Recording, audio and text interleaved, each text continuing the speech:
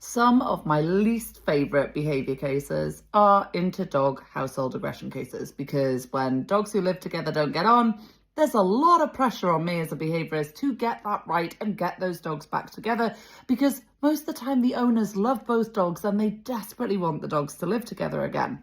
It's Sunday, it's raining, so let me tell you why this week's star student is one of those cases.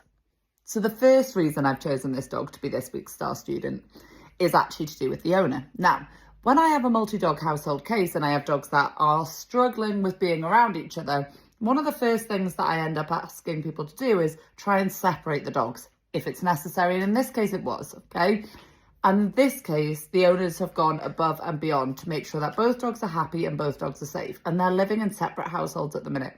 Now, that's very hard for the owner, but is ideal for the dogs because they need some downtime away from each other and we need to get some basic training in. Now, this dog who I've chosen as star student has done amazingly well with the basic training bits.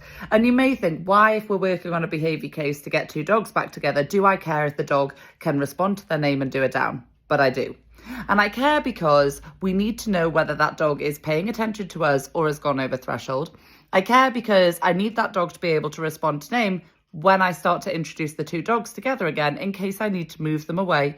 And I also care about the down because actually it's not about a down, it's about getting this dog to be more relaxed and more chill in the home, which at the start when we were working together, this dog just wasn't. So this week's star student has done exactly that. And we actually had a session this week where she got to see her sister again, and she did amazingly. Now, we have a lot of work still to do, and we've got some work to do with her sister now. But the time and effort that this team are putting in to getting the progress that they are getting is second to none. So congratulations, Team Tia, you are this week's star student.